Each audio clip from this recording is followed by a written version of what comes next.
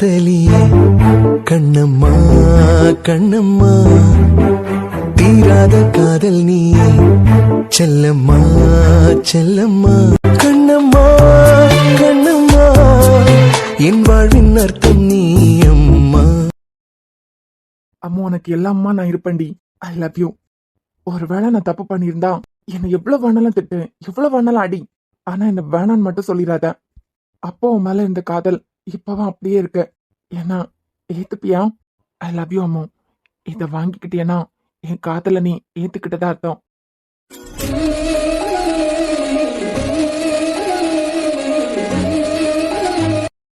அம்மா நிஜமா என் காதல ஏத்துக்கிட்டியா? அப்பனா என்ன என் காதலையும் நீ ஏத்துப்பான் தானே அர்த்தம்.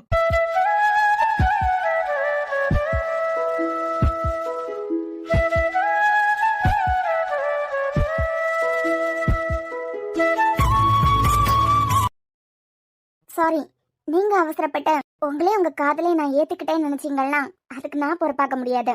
இல்லம்மா உன் கையால ஃப்ளவர்ஸ வாங்கினியாதான். அதான் தெளிவா சொன்னனே.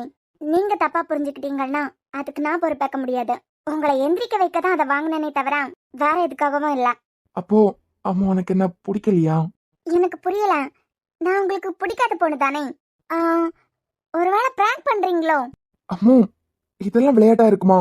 இதுல எல்லாம் விளையாடுவனாடி. நீதான் என் உலகானம் புரிஞ்சுக்கிட்டேன். அப்போ நான் உன்கிட்ட உன் அப்பா என்ன மிரட்டினதை பத்தி எல்லாம் மறைச்சிட்டேன். அதெல்லாம் இனி எதையும் மறைக்க மாட்டேன்னு நான் நம்புறேன். அப்படியே மறைச்சாலும் என் அம்மு போல்டா ஃபேஸ் பண்ணுவா. அப்போ எதுக்கு எடுத்தாலும் அழுறது? நீ அழுதா உனக்கு புருஷனா நல்ல காதலனா உன் கண்ணீரை தொடக்க என்னோட 2 கை இருக்க. சமாதானப்படுத்த என் தோள் உனக்காக தான் காத்துட்டு இருக்க. ஓ அது சரி. அப்ப நிஜமாவே என்ன லவ் பண்றீங்களா? ரொம்ப ரொம்ப ரொம்ப லவ் பண்றேன். அப்போ இனிமே தப்பான இடத்துக்கு என்ன கொண்டு விடுறத பத்தி எல்லாம் பேச மாட்டீங்களா? ஐ மீன் நானே கொண்டு விடுறேன்லாம் சொன்னீங்களே, அதெல்லாம் இனி பேச மாட்டீங்களா? ஐயோ அம்மா அதெல்லாம் ஏதோ கோவத்துல பேசினதுடி. உன் மேல இந்த கோவத்துல என்னைய மறந்து வார்த்தையை கொட்டிட்டேன். எவ்வளவு வேணாலும் அடிச்சுக்கோ, எப்படி வேணாலும் திட்டு, ஆனா நான் வேண்டான்னு மட்டும் சொல்லிடாத. ஐயோ நான் குத்தி காட்டுறதுக்காக பேசல. இல்ல நீங்க லவ் பண்ற பொண்ணு நானா இருக்கும்போது இனிமே அந்த மாதிரி இடத்துக்கு நானே கொண்டு விடுறேன்லாம் சொல்ல மாட்டீங்களா? நான் எதுவும் தப்பா உங்களை குத்தி காட்டுற மாதிரி பேசல. தப்புதான், மன்னிக்க மாட்டியா? அம்மா நம்ம காதல என்னை விட அழகா புரிஞ்சு வச்சிருக்கிறது நீதான். நானா? எந்த காதல்? காதலே இல்லைன்னு அசிங்கப்படுத்தின பிறகு காதல அழகா புரிஞ்சு வச்சிருக்கிறது நான் தான் சொல்றீங்க? எனக்கு புரியல. அவன் திட்டனா எவ்வளவு வேணா திட்டிக்கோ, ஏன் அடிக்கணும்னா கூட அடிச்சுக்கோ. அடிக்கிறதா? அடிக்கிற அளவுக்கு நீங்க என்ன தப்பு பண்ணீங்க? சாரிடி, நான் பேசினதெல்லாம் தப்புதான். அரசு ஒன்னு பிளாக்மெயில் பண்ணி அவனோட திட்டத்தை எல்லாம் நிறைவேற்றி இருக்கான். நீ என்கிட்ட மறைச்சது கூட ஓகே, அந்த இடத்துல போல்டாவது ஃபேஸ் பண்ணிருக்கலாம் எல்லாம். அதுவும் இல்லாம 1 வருஷம் 2 பேருக்கும் கஷ்டம் தானே. அந்த கோவத்துலதான் அம்மு உன்னை காயப்படுத்திட்டேன். உன்னை காயப்படுத்தினது உனக்கு மட்டும் வலிக்கலடி. எப்படி எல்லாம் உன்னை காயப்படுத்துறனோ நீ ஃபீல் பண்றத விட மேலா நானும் ஃபீல் பண்ணிருக்கேன். அதுக்கு அர்த்தம் எனக்கு இப்பதான் புரியுது. ஏன்னா நீ எனக்குள்ளதான் இருக்க. அதான் உன்னை கஷ்டப்படுத்தும் போது எனக்கு வலிச்சிருக்க. அப்பனுக்கு பையனுக்கு சண்டை வந்துறேன்னு என்கிட்ட நீ மறைச்சது கூட ஓகே, ஆனா போல்டாவது ஃபேஸ் பண்ணிருக்கலாம்லாம். போல்டாவும் இல்ல, ஃபேஸ் பண்ணவும் தெரியல. அதான் கோவப்பட்டனே தவிர உன் மேல காதல் இல்லாம இல்லடி. யாரு? நான் போல்டா இல்லையா? நான் போல்டா இல்லாதது நீ பார்த்த தானே?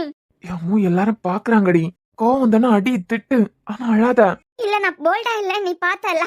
கொஞ்ச நாளாவே நான் போல்டா இல்லன்னு தானே திட்டிட்டு இருக்கேன். எந்த இடத்துல நான் போல்டா இல்லாம நீ பார்த்தேன்னு எனக்கு தெரியணும்ல. இன்னும் என் வீட்டை தாண்டி எங்கேயாவது விட்டுருக்காங்களா? ஹாஸ்டல்ல நின்று வளர்ந்த பொண்ணா எங்கனாலும் கார்ல கொண்டு விட்டுட்டு கார்லயே கூட்டிட்டு வந்துருவாங்க. காலேஜ் பஸ் வீட்டுக்கு முன்னாடி நிப்பாட்டணும்னு சொல்லிதான் ஆனா அந்த காலேஜ்ல என்ன சேர்த்து விட்டான். அது கூட நான் கார்ல எல்லாம் வர மாட்டேன், ஃப்ரெண்ட்ஸ் கூட வரேன் சண்டை போட்டதுனால வீட்டுல என்ன 2 கிலோமீட்டருக்கு தனியா ஆட்டோல அனுப்பியிருப்பாங்களா, பஸ்ல தான் அனுப்பியிருப்பாங்களா. அப்பா என்ன திக்கு தெரியாத காட்டுல விட்டப்போ கூட சாகணும்னு எனக்கு தோணவே இல்ல. நானா தான் வேலையை தேடினேன். எனக்கான அடையாளத்தை நான் தனியா தான் உருவாக்குனேன். உன் தயவுலையோ இல்ல உன் அப்பா தயவுலையோ இல்ல. அங்க ஒத்தையில தனிமரமா தான் இருந்தேன். ஒத்தையில தான் எல்லாம் பண்ணேன். தனியாளாதான் உன் அப்பா கூட போராடினேன். நான் போல்டான பொண்ணு இல்லையா? உனக்கு கூட பிறந்த தங்கச்சிங்க இல்லைனாலும் சித்தி பொண்ணு தங்கச்சிங்களாவது இருக்காங்க எல்லாம். எங்க யாருமே இல்லாத திக்கு தெரியாத காட்டுல கொண்டு விட்டு பாறேன். எதிர்த்து நிக்க தைரியம் இருக்கா நான் பாக்குறேன். யாரு தைரியமான பொண்ணு இல்ல, நானா? அம்மா அழாம பேசுறீ. பேசுவேன் சாம், இன்னைக்கு நான் பேசுவேன். என்ன இது வரைக்கும் நான் பேசினதே இல்ல. நீ பேசினதெல்லாம் கேட்டுட்டு அழுதுட்டு மட்டும் தான் இருந்திருக்கேன். என் பக்கம் இருந்த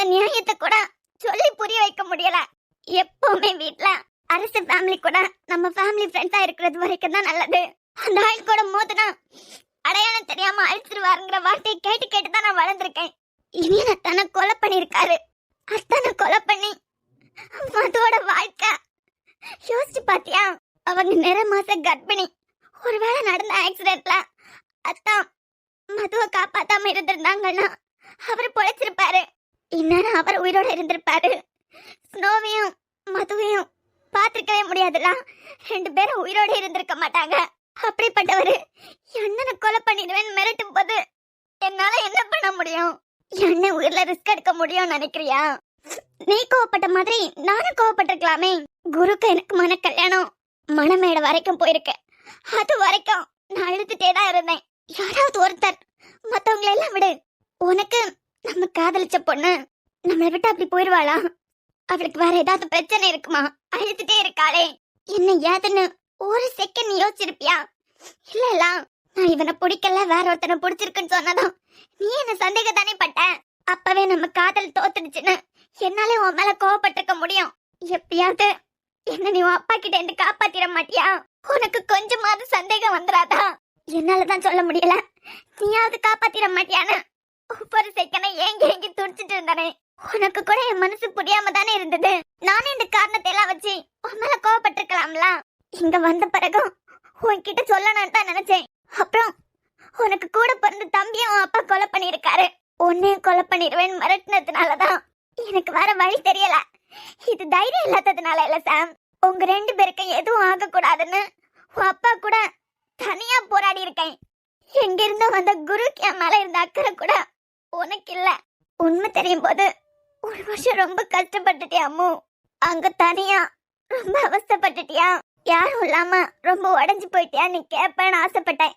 ஆனா உண்மை தெரியும் போது நீ எப்படி ரியாக்ட் பண்ண அத கூட நான் தாங்கிக்கிட்டேன். அப்ப கூட உன் மேல நான் கோவப்படல. உனக்கு மறுபடியும் என் காதல புரிய வைக்கணும் தான். வெக்கமே இல்லாம வீட்டுல கூட கேட்டாங்கல்ல, ஒரு பொண்ணு நீ எத்தனை தடவை தான் இறங்கி இறங்கி போவ அப்படின்னு. என் காதல ஈகோ பாக்குறதுக்கு எனக்கு பிடிக்கல. லவ்ல ஈகோ பாக்குறது கூட காதலுக்கு பண்ற துரோகம் தான். நான் பொண்ணு உன்னை தேடி வர்றதுல எனக்கு எந்த ஈகோவும் இல்ல. எந்த ஈகோவும் என்ன தடுக்கவும் இல்ல. அதனாலதான் உன் பின்னாடியே மறுபடியும் நாய் மாதிரி வந்தேன். அங்க கூட நீ என்ன வார்த்தையெல்லாம் என்கிட்ட கேட்ட? ஏன் அம்மோ, எத்தனை கேமரா இருந்துச்சு பின்னாடி. காசி பாத்துட்டு இருந்தான். உன்னை எப்படி கண்ட்ரோல் பண்றதுன்னு எனக்கு தெரியல. அதான் கூட்டிட்டு போய் அடிச்சேலாம். அடிக்கும் போது கூட உனக்கு உரிமை இருக்குன்னு தானே சொன்னேன். உனக்கு உரிமை இருக்கிறதுனால தான் நீ அடிக்கிறேன்னு என்ன நானே சமாதானப்படுத்தினேன். உனக்கு கேட்ட பாரு ஒரு கேள்வி. அப்படிப்பட்ட பொண்ணாடானா கொஞ்சம் கூட இறக்கமே இல்லாம உனக்கு என்ன தடுக்கணும்னா அண்ணன் கிட்ட சொல்லிருக்கலாம். அப்பாட்ட மாமாட்ட நான் அந்த கம்பெனிக்கு புதுசு, நம்ம கம்பெனி ஏன் சாம்கிற உரிமையில உன் காலை சுரண்டிட்டேன். அது ஒரு குத்தமா? நீ தனியா கூட்டிட்டு போய் சொல்லி புரிய வச்சதுக்கு பிறகு நான் இந்த மாதிரி பண்ணிருந்தா, அதுக்கு பிறகு நீ பேசியிருந்தா கூட ஓகே. என் வீட்டுல இந்த மாதிரி எல்லாம் பேசி என்ன வளர்த்தாங்க.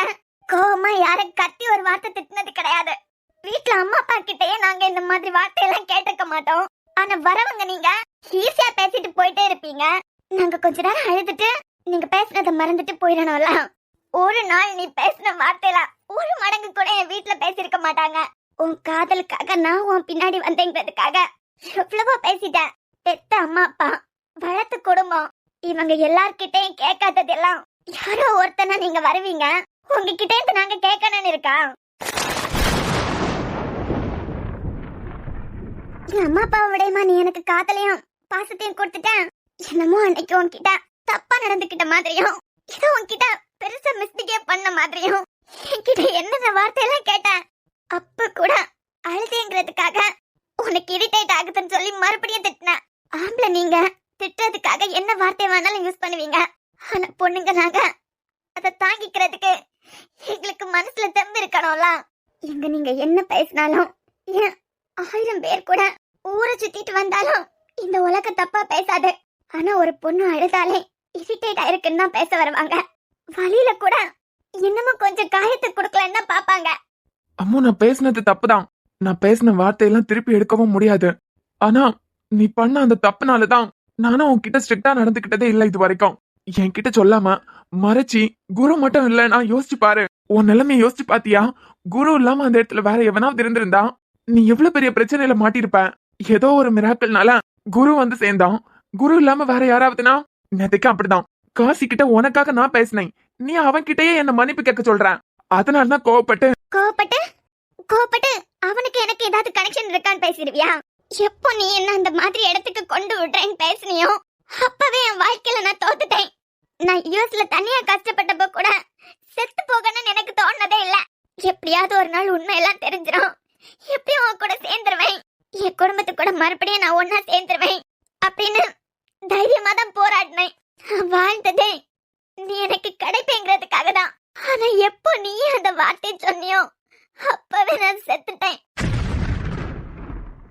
நீ பேசின அந்த வார்த்தையால தான் என்ன நானே பிஸியா வச்சுக்கிட்டேனே தவிர அந்த காசிக்காக எல்லாம் இல்ல.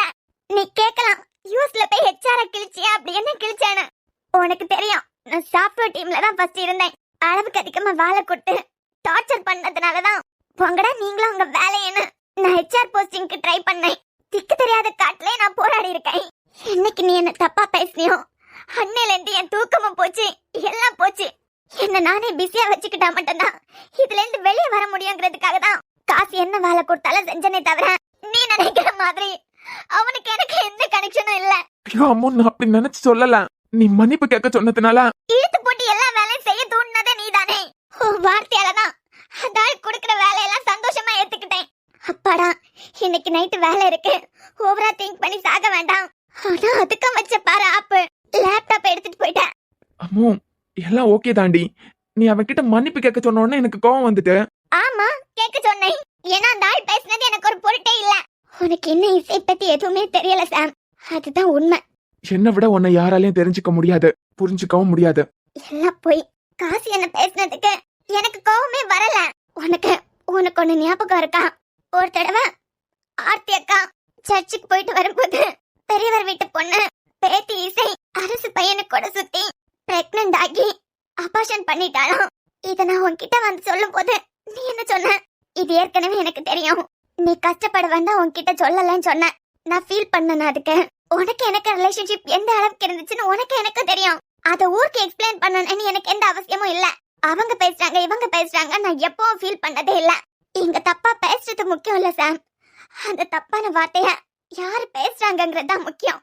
இப்போ உனக்கு புரிஞ்சிருக்கான் காசி பேசும்போது ஏன் நான் ரியாக்ட் பண்ணலன்னு. அவன் எனக்கு யாரு? அவன் பேசுனதுக்கு நான் எதுக்கு ரியாக்ட் பண்ணணும்? சாக்கடைன்னு தெரிஞ்சா அளவோட வச்சிருக்கதான் ஏன் பழக்கம். அதுகிட்ட போய் சண்டைக்கு போறது நான் கிடையாது. உன் அளவுக்கெல்லாம் எனக்கு இறங்கி பேசவும் வராது. அந்த காசி கூட நைட்டு ஃபர்ஸ்ட் ஃப்ளோர்ல ஒரு பொண்ணு தனியா உட்காந்து வேலை பாக்குது. எந்த பசங்களாலையும் எதுவும் ஆகக்கூடாதுன்னு செக்யூரிட்டி கிட்ட கீயை கொடுத்துட்டான். அந்த ஆள் வீட்டுக்கு போனாரு. நான் உன்கிட்ட நடந்துகிட்டதுக்காக என் கேரக்டர் சரியில்லை என்ன மாத்தறேன்னு தான் நினைச்சானே தவிர உன் அளவுக்கு இறங்கல. அவனுக்கு நான் யாருன்னு தெரியாது, அவன் பேசிட்டு போட்டான். உனக்கு நான் யாருன்னு தெரியும். நீ பேசலாமா சாம்? நீ பேசினா எனக்கு வலிக்குமா? அவன் பேசினா எனக்கு வலிக்குமா? கண்டவன் பேசுறான், ஊர் பேசுறாங்க, இதுக்கெல்லாம் கவலைப்பட்ட பொண்ணு நான் இல்ல. நான் எப்படின்னு எனக்கு தெரியும். நான் சம்பந்தப்பட்டவங்க என்ன பேசினா நான் தாங்கிக்க மாட்டேன் சாம். அந்த அளவுக்கு போல்டான பொண்ணு நான் இல்ல. அம்மோ போதும், எல்லாம் போதும், விட்டு முடிஞ்சதெல்லாம். அன்பே உன் பெயரை படகின்றேன், அதை சொல்லித்தானே கரையை சேர்க்கிறேன்.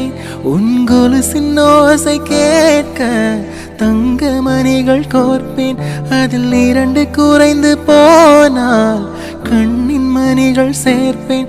உன்னை தீவு போல காத்து நிற்க கடலாக மாறுவேன்.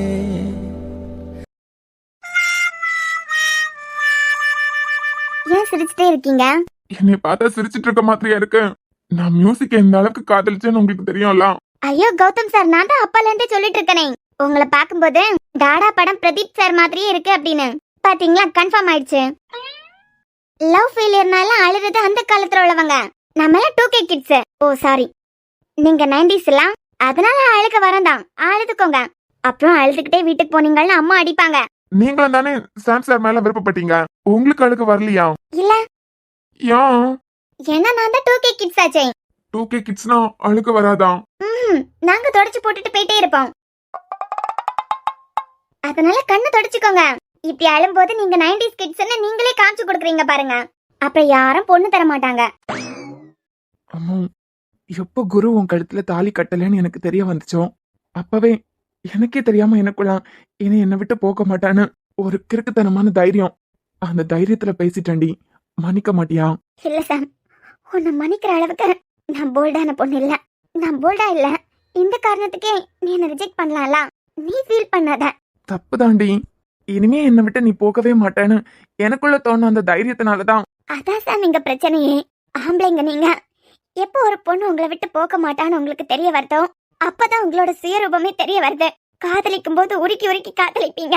உங்க காதல் உங்களுக்கு கிடைக்கணுங்கிறதுக்காக என்ன வேணாலும் பண்ணுவீங்க. நான் ஒரு பொண்ணு, என்னைக்காவது நீ பேசின மாதிரி அசிங்கமா உன்னை பேசியிருக்கனா? ஏதாவது ஒரு பொண்ணு கூட கனெக்ட் பண்ணி தப்பா உன்னை பேசியிருக்கனா?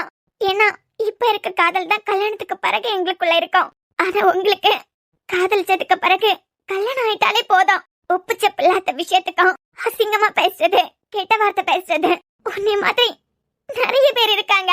என்ன மாதிரி நிறைய பொண்ணுங்க இதெல்லாம் அனுபவிச்சு சகிச்சுட்டு போறாங்க.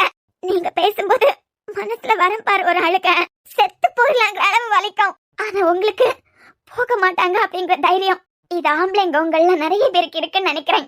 மித்ரானா குருக்கு அவ்வளவு பிடிக்கும். அவனே எப்ப மித்ரா மனசுலயே அவன் இருக்கான் அப்படிங்கறது தெரிய வந்ததோ அப்பவே அவனோட இன்னொரு முகத்தை அந்த பொண்ணு கிட்ட காமிக்க ஆரம்பிச்சுட்டான்.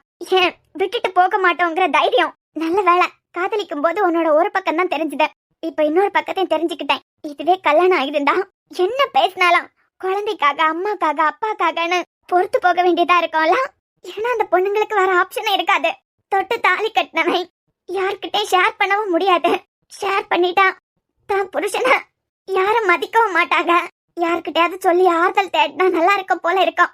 அப்ப கூட நம்ம லைஃப் பார்ட்னர் 4 பேர்கிட்ட சொன்னா நம்ம புருஷனையே மதிக்க மாட்டாங்கன்னு சொல்லிட்டுதான் பல்ல கடிச்சிட்டு பொண்ணுங்க இங்க எல்லாத்தையும் பொறுத்துட்டு போறாங்க. நல்ல வேலை, ஓசிய ரூபம் கல்யாணத்துக்கு முன்னமே தெரிஞ்சிருச்சு. நாளை பின்ன கல்யாணம் ஆக்கி குழந்தைங்க எல்லாம் வந்துட்டாங்கன்னா குழந்தைங்களுக்காக சகிச்சுட்டு வாழ வேண்டியதா இருக்கும். என் அம்மா அப்பா முகத்துக்காக சகிச்சுட்டு வாழ வேண்டியதா இருக்கும். ஆனா இப்ப காலம் ஃபுல்லா என் அண்ணனுக்கு தங்கச்சியாவும், என் அப்பாக்கு பொண்ணாவும், ரியார் வீட்டுல செல்ல பொண்ணாவும் என் காலத்தை கழிச்சிடுவேன். என் வாழ்க்கையில இன்னொரு தடவை எந்த ஆம்பளையும் நான் நம்புறதா இல்ல. உன்னை சேர்த்துதான். அம்மா, என்ன அந்த அளவுக்கு கேவலமானவன் நினைச்சிட்டியா? நான் தான் சொல்றேனே சாம், பேசுற உங்களுக்கு அது தெரியல, கேட்கும் போது வலிக்குது. இந்த மாதிரி வலி அனுபவிச்சுட்டு இருக்க ஒவ்வொரு பொண்ணுங்களும் எந்த சூழல்லையும் கட்டினவனா இன்னொருத்தங்க கிட்ட விட்டு கொடுத்துட கூடாது, மத்தவங்க மதிக்க மாட்டாங்க அப்படிங்கிறதுக்காக தான் மேக்சிமம் பொண்ணுங்க வெளியே சொல்லாம சந்தோஷமா இருக்கிற மாதிரி நடிச்சிட்டு இருக்காங்க. எப்படி நீ பேசின வார்த்தையை திருப்பி எடுக்க முடியாதோ அதே மாதிரி என் காதல உனக்கு திரும்ப கிடைக்காது. ஆனா ஒண்ணு, நீ கொடுத்த வலினால எனக்குள்ள ஒரு நல்ல விஷயம் தோணி இருக்க. நான் எந்த ஆம்பளையும் நம்புறதாவும் இல்ல, எனக்கு கல்யாணம்னு ஒரு விஷயம் வாழ்க்கையில நடக்க போறதும் இல்ல.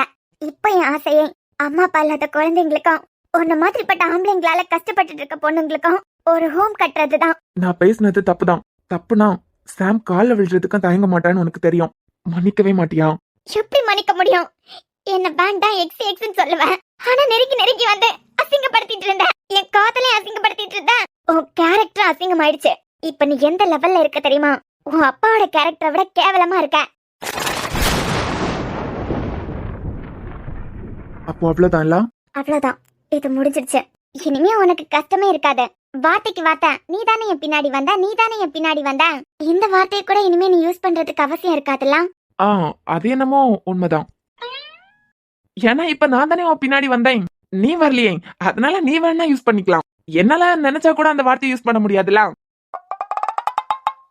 சாரி அம்மு, நான் புரிஞ்சுக்கிட்டேன்டி. காதல் ஜெயிச்சாலும் தோத்தாலும் 2 பேருக்குமே பங்கு இருக்கு. இதுல காதல் உனக்கு முத வந்துட்டுங்கிறதுக்காக நீ தான் அட்ஜஸ்ட் பண்ணிட்டு போனோனும் இல்ல, எனக்கு முத வந்ததுன்னா நான் தான் அட்ஜஸ்ட் பண்ணிட்டு போனோனும் இல்ல. 2 பேருக்குமே பங்கு இருக்குன்னு புரிஞ்சுக்கிட்டேன். இனிமே அப்படி எல்லாம் பேச மாட்டேன்டி. நான் காதலிக்கும் போது உன்னோட ஒரு முகத்தை பார்த்தேன், இன்னொரு முகத்தை இப்ப பாத்துட்டேன். இதுக்கு மேல எதுவுமே இல்ல. கடைசி வரைக்கும் என் அண்ணனுக்கு தங்கச்சியா, தாத்தாக்கு பேத்தியா, அம்மா அப்பாக்கு பொண்ணா என் வீட்டுல இருக்கிறதா நான் முடிவு பண்ணிட்டேன். அம்மோ, அஞ்சு எனக்கு புரிய வச்சுட்டாங்க. இனிமே உன்னை காயப்படுத்துற மாதிரி நான் பேச மாட்டேன்டி. எனக்குள்ள நீ என்னமா இருக்க?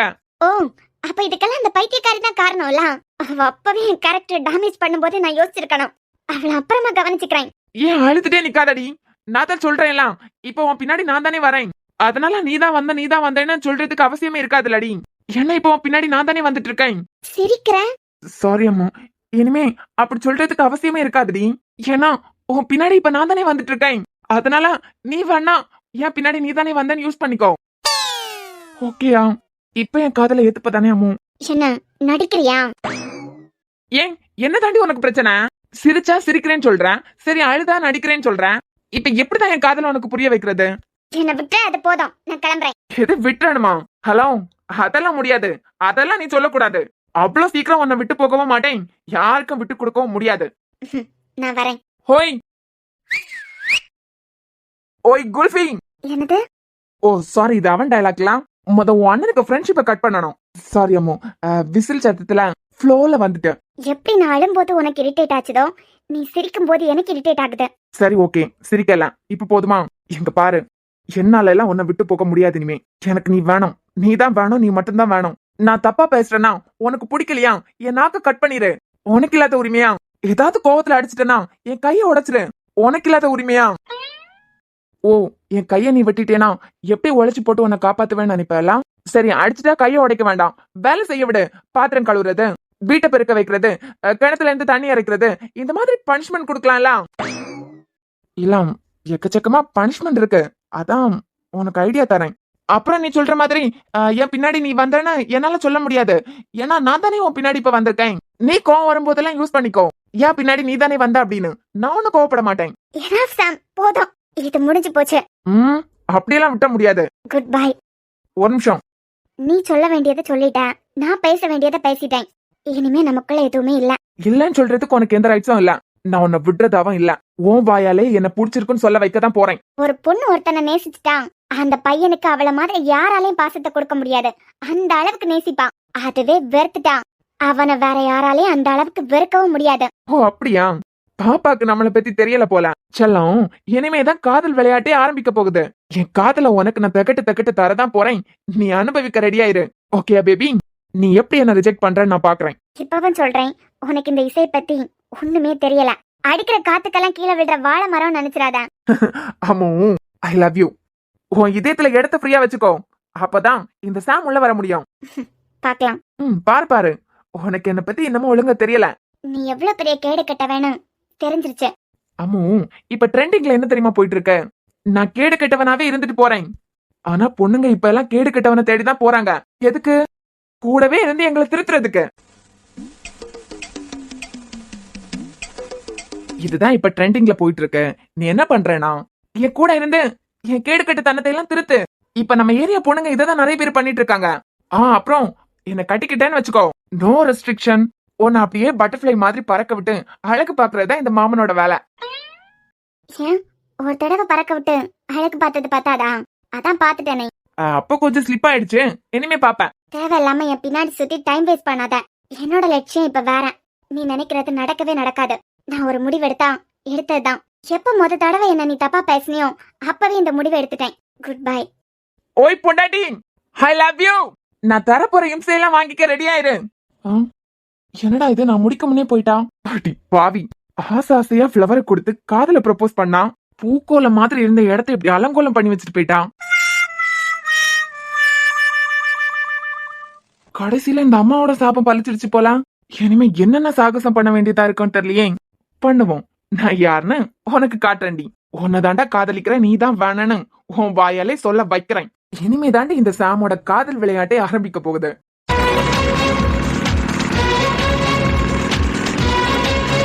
குல்ஃபி, நான் இன்னைக்கு ரொம்ப ரொம்ப சந்தோஷமா இருக்கேன். நீ என்ன பண்றேன்னா, நாளைக்கு நம்ம ஆபீஸ்ல யாருமே லஞ்ச் கொண்டு வர வேண்டாம். நாளைக்கு ஒரு சின்ன ட்ரீட். அப்புறம் நைட் ஷிஃப்ட் வரவங்களையும் நைட் இங்கே டின்னர் அரேஞ்ச் பண்ணிருக்கான்னு சொல்லிரு.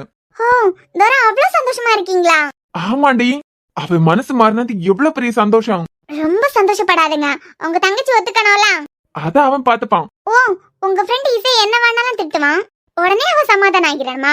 ஓய், அவங்க ரெண்டு பேரும் ஒண்ணு சேரனா நீ ஆசைப்படல? பட்டம்தான். அதுக்காக சாம் பேசினதெல்லாம் கரெக்ட்னு என்னால ஏத்துக்க முடியாது. ஒருவேளை நீங்க இந்த மாதிரி பேசிருக்கணும். பேசிருந்தா டிவோர்ஸ் தான்டா. என்னது? வேற ஆப்ஷன் இல்ல ராஜா உங்களுக்கு.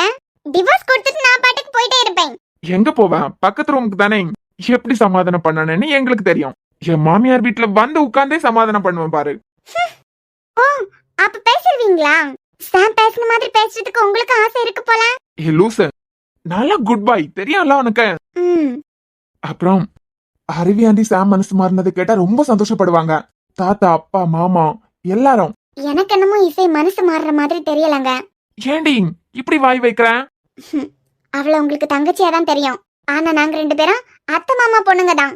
ரொம்ப க்ளோஸா ஃப்ரெண்ட்லியா பேசி சிரிச்சு பழகிருக்கோம். அவ கேரக்டருக்கு அவ தப்பாவும் பேச மாட்டான். ஏன் கெடுதல் நினைக்கிறவங்களுக்கு கூட நல்லது செய்யதான் அவளுக்கு தெரியும். ஆனா தப்பா பேசிட்டா தாங்கிக்கவே மாட்டான். அதுலயும் அவளுக்கு பிடிச்சவங்க தப்பா பேசிட்டா அவங்கள மன்னிக்கவே மாட்டான். அவ பேசுற வார்த்தைக்கு தான் முக்கியம் கொடுப்பா. அதுலயும் பேசியிருக்கிறது சாம். வேற யாரு என்ன பேசியிருந்தாலும் அவ கவலைப்பட்டிருக்கவே மாட்டான். இவனுங்க யாரு என்ன பத்தி பேசுறதுக்குன்னு சொல்லிட்டு தொடச்சு போட்டு போயிட்டே இருப்பா. ஆனா நீங்களோ நானோ சாம் இல்ல மாமா அவளுக்கு வேண்டப்பட்டவங்க அவளை தப்பா பேசிட்டா அவ தாங்கிக்க மாட்டா. ஏய், பயத்தை கலப்பாதடி. இப்பதான் ஏதோ ஒரு நம்பிக்கை வந்த மாதிரி இருக்கு. நீ வேற. இல்லங்க, இசையோட கேரக்டர் எனக்கு தெரிஞ்சதுனால சொல்றேன். சாம் கொஞ்சமா பின்வாங்கினாலும் ஒண்ணு சேருவாங்கன்னு எனக்கு நம்பிக்கை இருக்கு.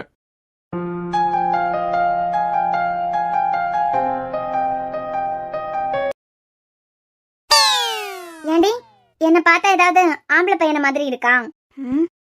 இல்ல வச்சக்கன் எடுக்காம பாத்துட்டே இருக்கேன், அதான் கேட்டேன். உன்னை அப்படியே கொலை பண்ணிடலாம் போல இருக்குடி. பார்த்தா சைட் அடிச்சுட்டே இருக்க மாதிரி எல்லாம் இருக்க. இருக்குண்டி, உனக்கு இருக்கான். இது எல்லாத்துக்கும் காரணம் நீ தானே. ஏன் நான் என் லவ் அவர்கிட்ட சொல்றதுக்கு தான் போனேன். போன இடத்துல அவருக்கு ஒண்ணு புடிச்சு போச்சு. ஃப்ராடு. நீ என் கேரக்டர் தப்பா பேச ஆரம்பிக்கும் போதே எனக்கு தோணுச்சு. இருந்தாலும் உங்க டாடிய அங்கிள் எல்லாம் இழுத்து போட்டெல்லாம் அங்கிளுக்கு தெரியான்னு வேற சொன்னியே, அதான் நம்பிட்டேன். ஐயே கௌதம், எதுக்கு அழுதுட்டே இருக்கீங்க? ஸ்மைல், எப்பவும் சிரிச்சுட்டே இருங்க. அப்பதான் சுறுசுறுப்பா வேலை பார்க்க முடியும்.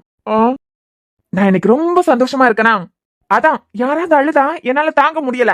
அப்படியே என் மனசு உடைஞ்சு போயிருது. அட போங்க சார். டேய் ஐயா, டேய் ஒன்னதாண்டா, என்னையா கூப்பிட்ட? அப்புறம் நான் சைட் விசிட் பண்ண போறேன், நீ கூடல வா. எக்ஸ்கியூஸ் மீ சார், நீங்க விஆர் கன்ஸ்ட்ரக்ஷன் கம்பெனியோட எம்டி, நான் சாதாரண எம்ப்ளாயி. சோ எம்டி சார், இந்த சைட் விசிட் பண்ண போறது இதெல்லாம் உங்க வேலை, எம்ப்ளாயிஸ் வேலை கிடையாது. கேடு கட்டவன் என்னெல்லாம் பேச்சு பேசுறான். டேய் சார், எனக்கு கம்பெனிலே ஏகப்பட்ட வேலை இருக்கு. அப்புறம் நான் காதலிக்கிற பொண்ணு வேற இந்த கம்பெனில தான் வேலை பார்த்துட்டு இருக்கா. எனக்கு ஏகப்பட்ட பொறுப்பு கடமை எல்லாம் இருக்கு. இதுக்கு நடுவுல எம்டி சார் உங்க கூட ஊர் சுத்துறதுக்கெல்லாம் எனக்கு சுத்தமா டைம் இல்ல. பேசுவடா பேசுவேன் மொவனா. வீக்கெண்ட்ல அது சரியில்லை இது சரியில்லைன்னு ஏதாவது வந்து குறை சொல்லும், பல்ல தட்டி கையில குடுக்குறேன். எம்டி சார், உங்க கம்பெனி, நீங்க தான் இதை மேய்ச்சி கட்டணும். எனக்கு இதுக்கு எந்த சம்பந்தமும் இல்ல. உங்களுக்கு கல்யாணம் ஆயிடுச்சு. நான் இனிமேதான் பொண்ணை கரெக்ட் பண்ணி லவ் பண்ண வச்சு கல்யாணம் பண்ணி குழந்தை குட்டிங்களை பெத்து எனக்கு ஏகப்பட்ட கடமை இருக்கலாம். ஆமா, யார லவ் பண்ற? வெளியூரா என்ன? இவனுங்க 2 பேரும் தான் என் 2 காதலுக்கும் வில்லனுங்களா இருந்திருக்கானுங்க. ஒண்ணுமே தெரியாத மாதிரி இந்த ஆளு என்ன பேச்சு பேசுறாரு. வெளியூர் இல்ல சார், நம்ம ஊர் தான். இந்த பிஆர் வீடுன்னு ஒரு வீட சொல்லுவாங்களே, ஆமா என் வீடுதான். ஓ, உங்க வீடு தானே அது? நான் லவ் பண்ற பொண்ணு கூட அந்த வீட்டுல தான் இருக்கா. உன்னை வச்சு செய்ய போறாருன்னு மட்டும் தெரிஞ்சிருச்சு. அந்த வீட்லயா? அந்த வீட்டுல கல்யாண வயசுல என் தங்கச்சி மட்டும் தானே இருக்கா. நீ யாரடா சொல்ற? நானு அந்த வீட்டுல மியூசிக்னு ஒரு பொண்ணு இருக்கா. மியூசிக்கா? அந்த வீட்டுல மியூசிக்னு யாரும் இல்லையே. என் தங்கச்சி பேரு இசை, வேற யாரும் கல்யாண வயசுல இல்லையே. மியூசிக்னு யாரும் இல்லையேடா. இவன் எல்லாம் எனக்கு அண்ணன். அது இசை, உங்க தங்கச்சி வேற சார். நான் லவ் பண்ற பொண்ணுக்கு பேரு மியூசிக். மியூசிக். அவன் ஏன்டா அழுறான்? லவ் ஃபெயில் ஆயிடுச்சான். லவ் ஃபெயிலியர் ஆமா, அதான் உட்காந்து அழுறாரு. ஓ அது சரி. அப்புறம் நான் பிஆர் வீட்டுல இருக்க மியூசிக்ங்கிற பொண்ணு தான் காதலிக்கிறேன். சோ உங்க கூட ஊர் சுத்துறதுக்கெல்லாம் எனக்கு டைம் இல்ல. ஏகப்பட்ட பொறுப்பெல்லாம் இருக்கு. அண்ணே, என்னமோ கம்பெனியோட எம்ப்ளாயி நினைக்கிற மாதிரி விஆர் வீட்ல இருக்கிற பொண்ணு அவ்வளோ வீக் இல்ல. தேவையில்லாம டைம் வேஸ்ட் பண்ணாம வேலையை பார்க்க சொல்லு. ஹலோ, என் காதலுக்காக எந்த எல்லைக்கு வேணாலும் நான் போவேன். என் காதல உங்களால வாழ வைக்க முடியலனாலும் பரவாயில்ல, கையை கொடுத்து ஆல் தி பெஸ்ட் சொல்லி கூடிய சீக்கிரம் என் மியூசிக் கூட நான் சேரணும்னு வாழ்த்த மாட்டீங்களா? அதானே போடி. ரொம்ப கஷ்டம்டா, பாத்துக்கோ மச்சான். உன் தங்கச்சி ரொம்ப டிவி சீரியல் எல்லாம் பாப்பா போலாம். இன்னைக்கு நிறைய டிவி சீரியல் எல்லாம் பாத்துட்டு வந்து நிறைய பேசிட்டாடா. இதுக்கே 4 நாள் ரெஸ்ட் தேவைப்படுது. அதனால இந்த சைட் விசிட் பண்றதுக்கெல்லாம் என்ன தயவு செஞ்சு கூப்பிடாத. நீ கலக்குடா, நான் வரேன். ஓய், என்ன கலக்கிடலாமா? இல்லம்மா, உன் அண்ணனே நீ கலக்குன்னு சொல்லிட்டான். ஒரு ஆல் தி பெஸ்ட் சொல்லி என்ன கொஞ்சம் மோட்டிவேட் பண்ணலாமே. நீ நினைக்கிறது எப்பவுமே நடக்காது. மைண்ட் வாய்ஸா? நான் நினைக்கிறதா நடக்கும். என்ன 12 மாசத்துல என் பிள்ளை ஒன்னு அம்மான்னு கூப்பிட வைக்கிறேன்டி. வழக்கமா எல்லாரும் 10 மாசம் தானே பேசுவாங்க, இவன் என்ன 12 மாசம் சொல்றான்னு பாக்குறியா? அது தாலி கட்டுறதுக்கும்னு. யூனோ அம்மோ, நான் குட் பை தெரியும்ல. உன்னை கரெக்ட் பண்றதுக்கு கொஞ்ச நாள் ஆகும். அப்புறம் என்கேஜ்மெண்ட் கல்யாணம் எப்படியா 2 மாசம் அதுலயே போயிடும்ல. அதை மீன் பண்ணி தான் 12 மாசம்னு சொன்னேன். Are you ready?